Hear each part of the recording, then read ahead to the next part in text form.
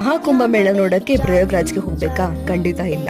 ಈ ಕ್ಷೇತ್ರ ಕಾಶಿಗಿಂತ ಒಂದು ಗುಳಗಂಜಿ ಹೆಚ್ಚು ಪುಣ್ಯವಾದದ್ದು. ನಾವೀಗ ಹೋಗ್ತಾ ಇರೋದು ಮೈಸೂರು ಟಿ ನರಸೀಪುರದಲ್ಲಿ ನಡೀತಿರೋ ಮಹಾಕುಂಭಮೇಳಕ್ಕೆ. ಹಾಗೆ ಈ ಕುಂಭಮೇಳದಲ್ಲಿ ನಾವು ಕೂಡ ಭಾಗಿಯಾಗಿದ್ವಿ ಅನ್ನೋ ಖುಷಿ ಇದೆ. ಕಾವೇರಿ ಕಪಿಲ ಸ್ಫಟಿಕ ಸರೋವರ ಸಂಗಮವಾದ ಈ ಕ್ಷೇತ್ರದಲ್ಲಿ ನಾವು ಕೂಡ ಸ್ನಾನ ಮಾಡ್ಕೊಂಡು ಬಂದ್ವಿ. ಒಬ್ಬ ಮಡಿವಾಳನ ಕನಸಿನಲ್ಲಿ ಬಂದಿದ್ದ ನರಸಿಂಹಸ್ವಾಮಿ ಇಲ್ಲಿ ಹುತ್ತದಲ್ಲಿ ಶಿಲೆಯಾಗಿ ನೆಲೆಸಿದ್ದೇನೆ, ಹುತ್ತದಿಂದ ಶಿಲೆಯನ್ನು ತೆಗೆಯುವುದು ಒಂದು ದೇವಸ್ಥಾನ ನಿರ್ಮಾಣ ಮಾಡು ಅಂತ ಹೇಳಿರ್ತಾರೆ. ಹಾಗೆ ನೀನು ದಿನ ಬಟ್ಟೆ ಒಗೆಯುವ ಕಲ್ಲಿನ ಕೆಳಗಡೆ ನಿಧಿ ಇದೆ, ಅದನ್ನು ಕೂಡ ತೆಗೆದು ಉಪಯೋಗಿಸ್ಕೋ ಅಂತ ಹೇಳಿರ್ತಾರೆ. ಅದರಂತೆ ಮಡಿವಾಳ ಅದನ್ನು ತೆಗೆದು ದೇವಸ್ಥಾನ ನಿರ್ಮಾಣ ಮಾಡ್ತಾನೆ.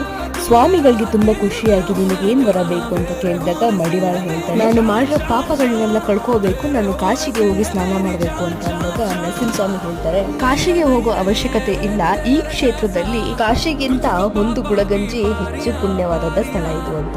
ಹಾಗೆ ಇದು ದಕ್ಷಿಣ ಕಾಶಿ ಅಂತಲೇ